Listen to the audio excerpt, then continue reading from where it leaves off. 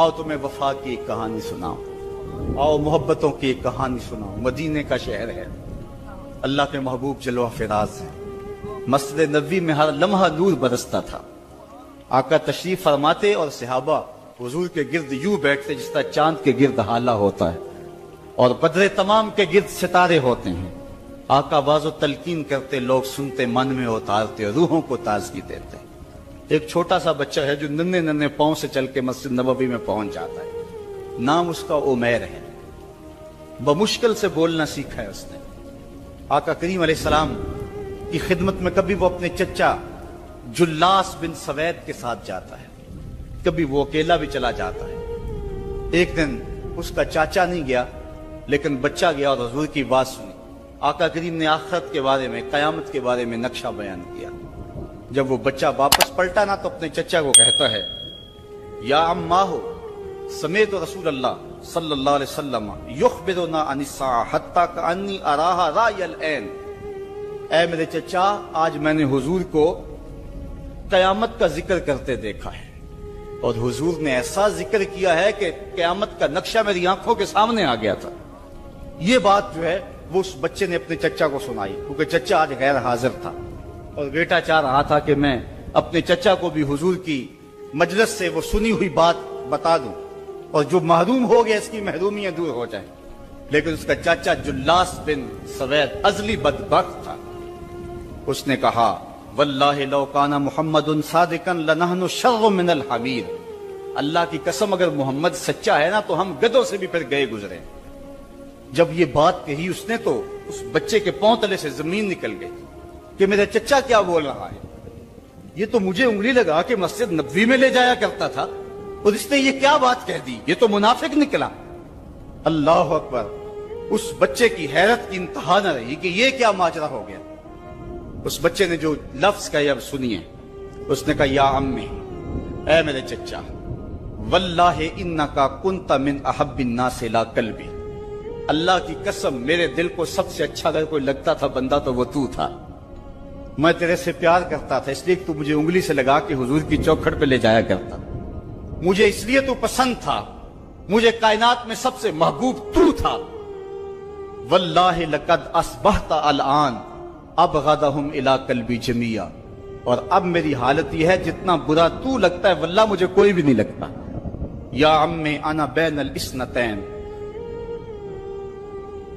हमारे माँ बाप कुर्बान उस बच्चे पे। हज़रत उमैर बिन साद रज़ी अल्लाह ताला कहता, या अम्मे, ऐ मेरे चचा, वल्लाहि इन्नका कुन्ता मिन अहब्बिन नास इला कल्बी। इस जमाने में सबसे प्यारा मुझे तू लगता था। वल्लाहि लक़द अस्बहता अलआन अबग़दुहुम इला कल्बी जमिया। और आज सबसे ज्यादा मुझे बुरा तू लगता है। आगे लफ्ज सुनिए बच्चे के, या अम्मे अना बैनल इस्नतैन। चचा जी, अब मैं ऐसे दोराहे पे खड़ा हो गया हूं। दो रास्ते जाते हैं। एक रास्ता तो मेरे लिए ये है, इम्मा अन अखून अल्लाह व रसूलहू फला उखबिर रसूल। एक रास्ता तो ये है कि मैं अल्लाह और उसके रसूल से खयानत करूं और जो तेरी बात है वो रसूलुल्लाह को ना बताऊं। एक तो ये रास्ता है कि मैं हुजूर से खयानत करूं, अल्लाह से भी खयानत करूं, और जो तूने कहा है, जो तूने बदतमीजी की है, मैं वो बात हुजूर को ना बताऊं। व इम्मा अन उखबिर रसूला वलियकुम मा यकून। और दूसरा रास्ता मेरे पास ये है कि जो तूने कहा है मैं जाके हुजूर को बताऊं, फिर जो हो सो हो। बस अब मेरे पास दो ही रास्ते हैं। फकाला जुल्लास बिन सवैद, उसके चचा जुल्लास बिन सवैद ने कहा, अंता तिफलुन गिर्दुन ला युसद्दिकुक अन्नास फकुल मा शिता। तू ना समझ सा बच्चा है, छोटा सा बच्चा है, तेरी बात किसने माननी है, जा जो जी चाहता है कह ले। वो बच्चा उठा और हुजूर की मजलिस में पहुंच गया। हुजूर की चौखट पे हाजिर हुआ और वो बच्चा क्या कहता है, साहिबो, इन कानों से नहीं, इन जुमलों को दिल के कानों से सुनना है। और इस दुआ के साथ अल्लाह हमारी नस्ल को भी हुजूर का ऐसा प्यार दे, हुजूर की मोहब्बतें दे। वो क्या कहता है, या रसूल अल्लाह صلی اللہ علیہ وسلم الجلاس بن سوید خان اللہ و رسولہ، حضور جلاس بن سوید نے اللہ اور اس کے رسول سے خیانت کی ہے، وہو امی، اور میرا چچا لگتا ہے۔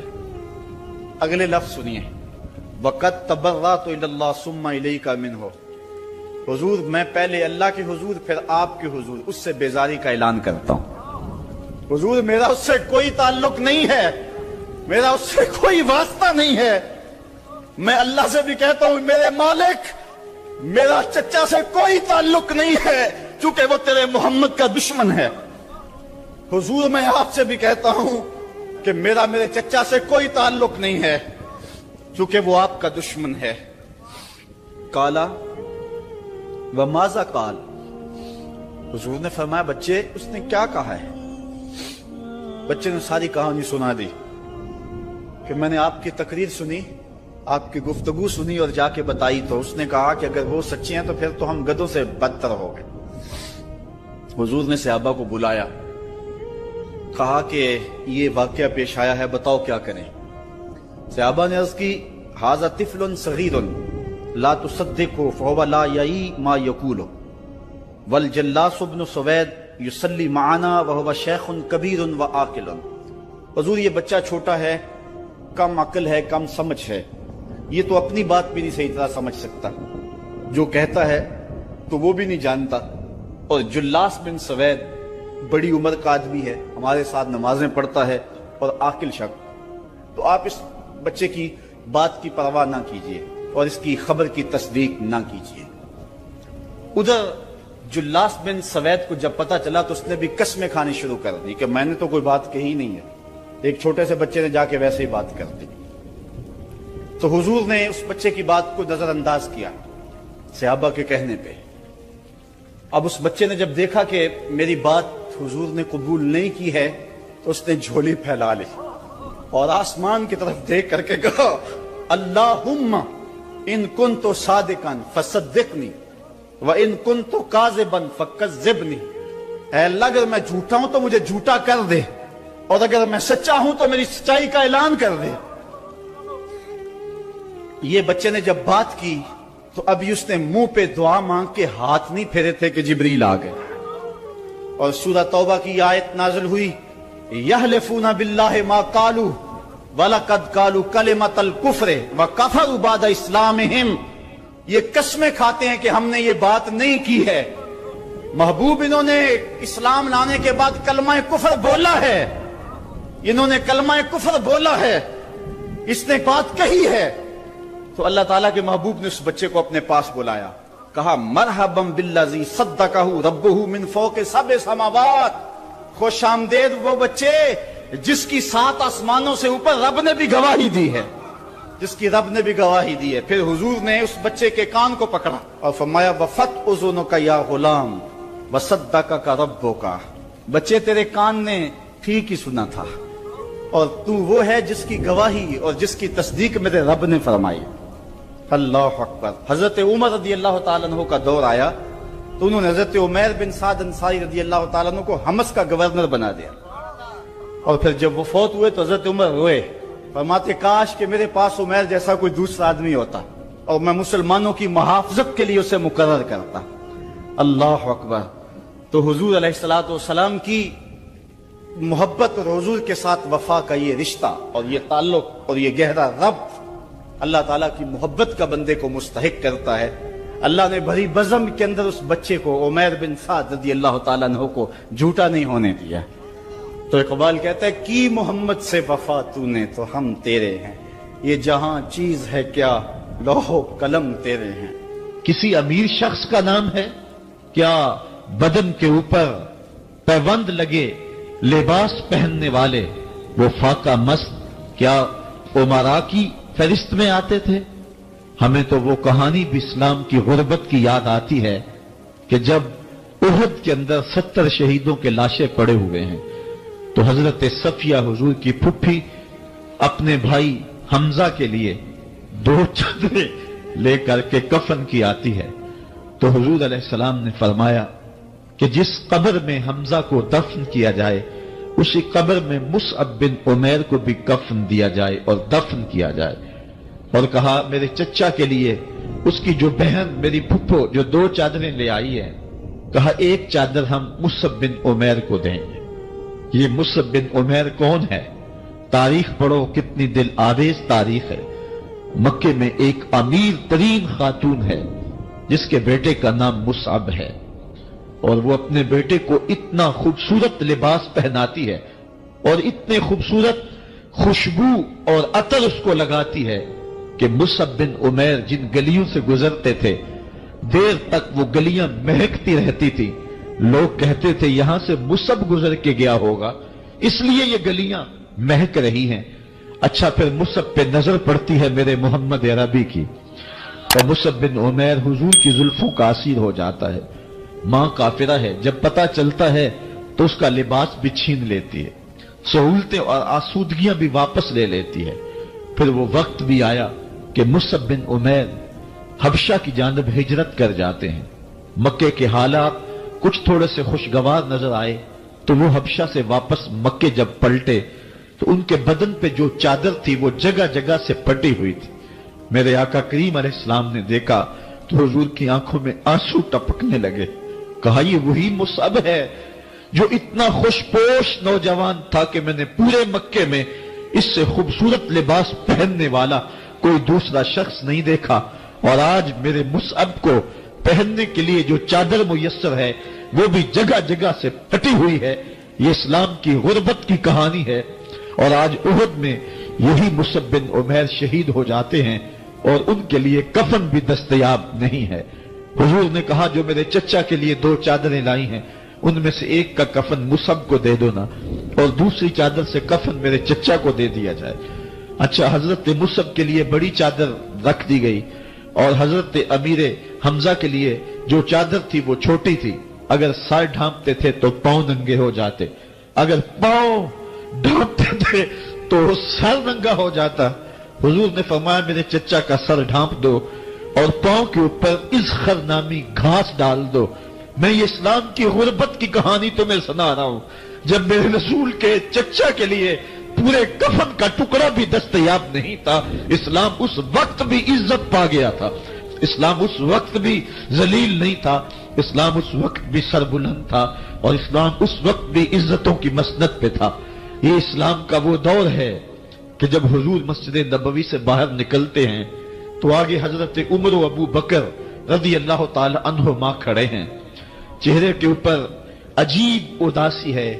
کہا عمر، ابو بکر اس وقت کیوں کھڑے ہو؟ عرض کی حضور بھوک نے گھر میں ٹکنے نہیں دیا، ہم نے چاہا حضور کا چہرہ دیکھ لیں تو کچھ پیاس بجھ جائے، کچھ بھوک مٹ جائے۔ حضور نے فرمایا میرا حال بھی یہی ہے، جس چیز نے تجھے گھروں سے نکالا ہے وہی چیز مجھے گھر سے نکال لائی ہے۔ چلتے ہوئے حضرت ابو ایوب انصاری کے گھر کے قریب سے گزرے،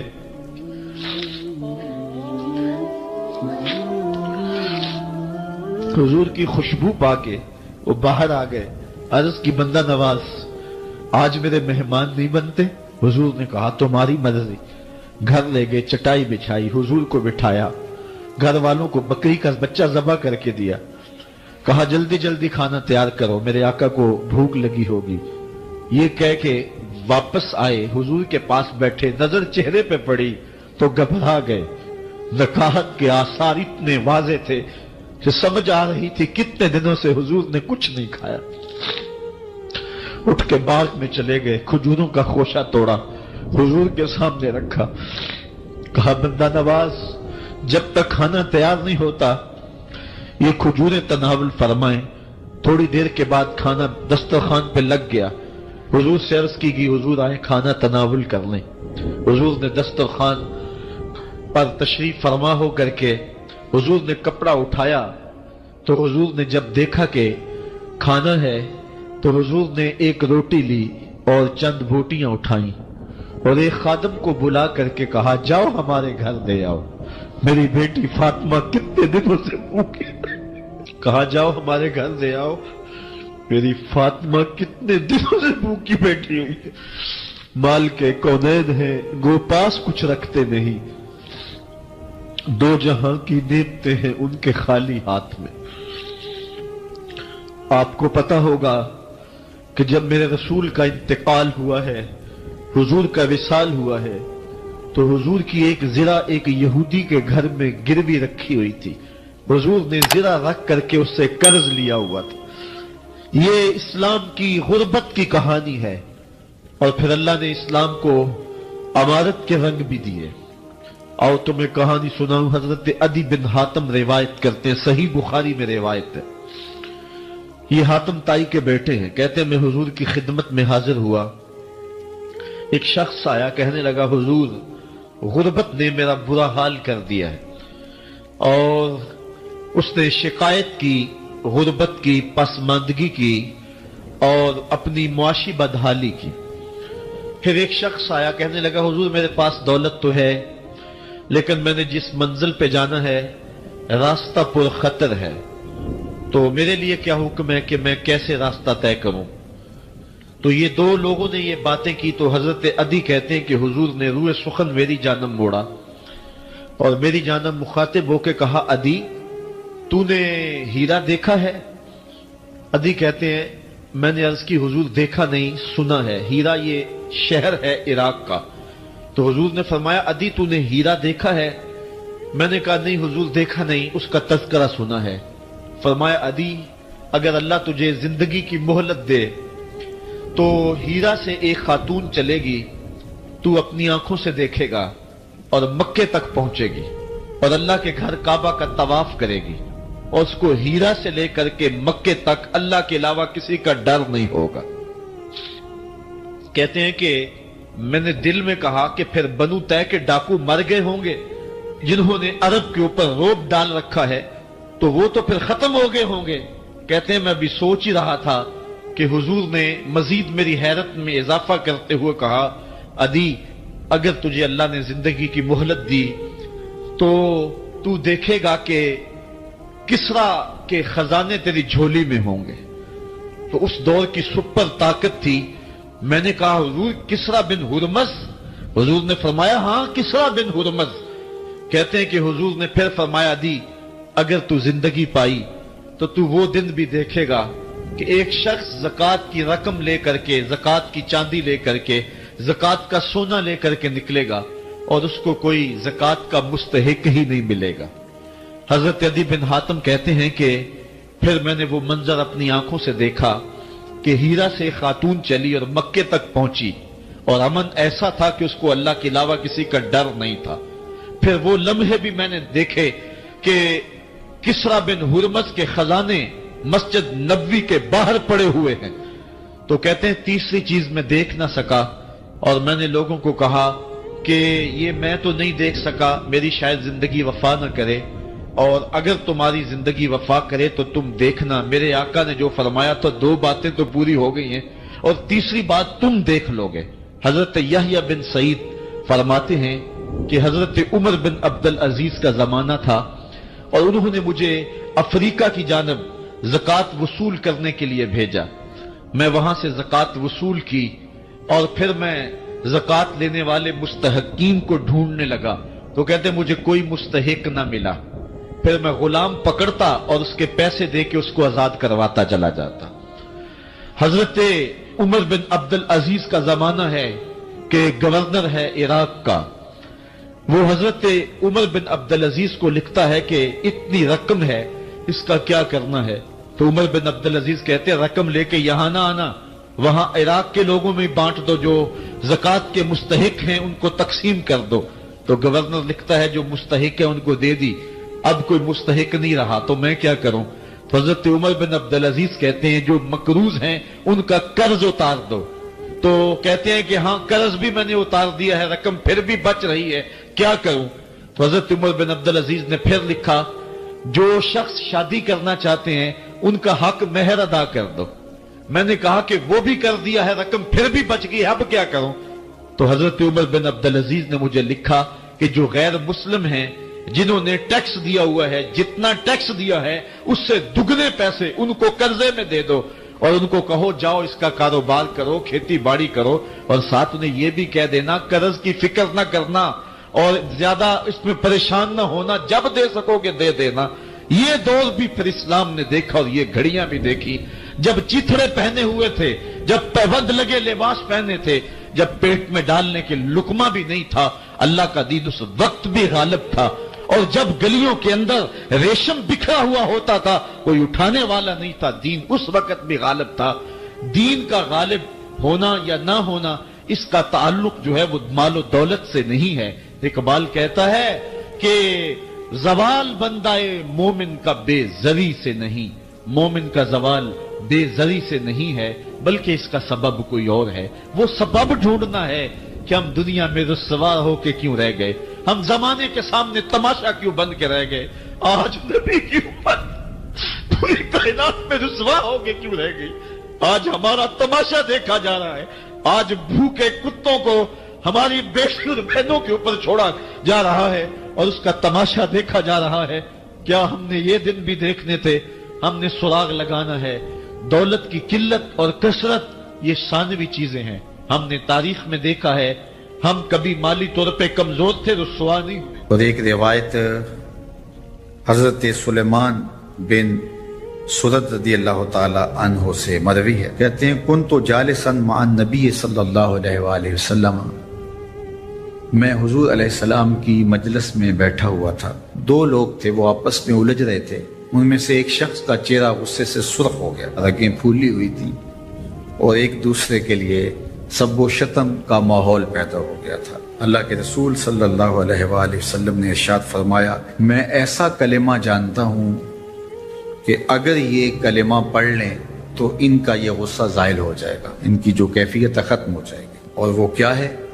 اعوذ باللہ من الشیطان الرجیم، یہ پڑھ لیں تو جو ان کے اندر ہے وہ چلا جائے گا۔ تو لوگوں نے اس شخص کو کہا جس کی رگیں پھولی ہوئی تھی اور غصے سے اس کا چہرہ سرخ ہوا جا رہا تھا کہ تعوذ پڑھو، اعوذ باللہ من الشیطان الرجیم پڑھو۔ اور یہ اللہ تعالیٰ نے قرآن مجید میں ارشاد فرمایا ہے کہ جب غصے سے انسان بے قابو ہو جائے تو اس کو چاہیے کہ وہ اپنے غصے سے باہر نکلنے کے لیے تعوذ پڑھے۔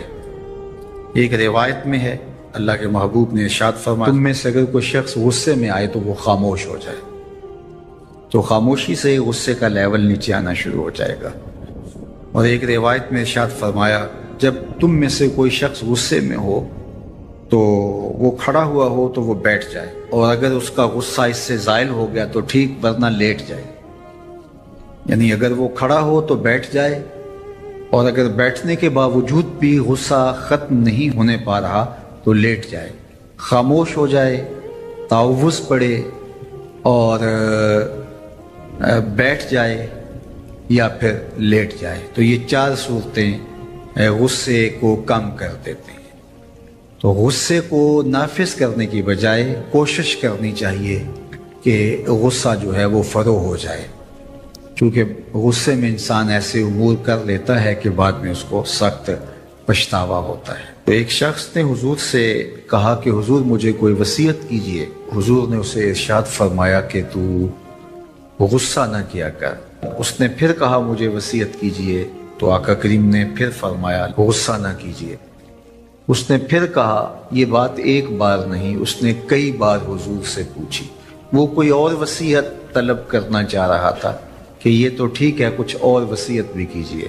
اس سے ایک تو اس شخص کی ذاتی صورتحال ایسی ہوگی، اور دوسری یہ ہے کہ اس نصیحت کی اہمیت کے پیش نظر کہ غصہ جب انسان کو آتا ہے تو وہ مغلوب ہو جاتا ہے اور بہت غلط فیصلے کر بیٹھتا ہے، اس لیے بار بار ایک نصیحت پر تاکید کرنا اور اس کا تکرار کرنا اس امر کی طرف توجہ دلاتا ہے کہ ہمیں معاملات کے اندر بہت معتدل رہنے کی ضرورت ہوتی ہے۔ جو شخص غصے کو نافذ کرنے کی طاقت رکھتا ہے، ایک تو ہوتا ہے کہ بندہ غصے سے خود اپنے آپ کو بے چین کرے گا، لیکن اپنے غصے کو نافذ نہیں کر سکتا، غصہ نکال نہیں سکتا، خود پیچ و تاب کھائے گا۔ لیکن یہ وہ شخص ہے جو غصے کو نافذ کر سکتا تھا، اس کے پاس طاقت تھی، لیکن اس نے اس کے باوجود غصے کو ضبط کیا۔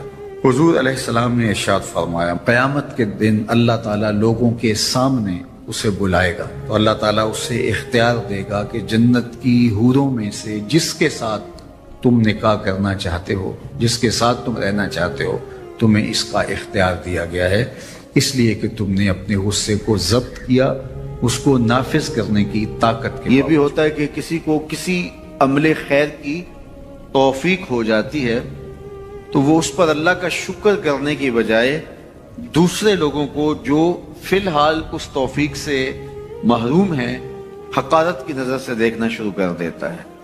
بعض اوقات کسی کو نماز پڑھنے کی توفیق مل گئی تو وہ بے نمازیوں کو حقارت کی نظر سے دیکھنا شروع کر دیتا ہے، تو یہ اس کے عمل کا عجب اس کے عمل کو برباد کر دیتا ہے۔ اگر اللہ نے آپ کو خیر کی توفیق عطا کی تو آپ ان لوگوں کو خیر کی طرف لانے کی کوشش میں لگ جائیں جو خیر کی راہ پہ نہیں ہیں۔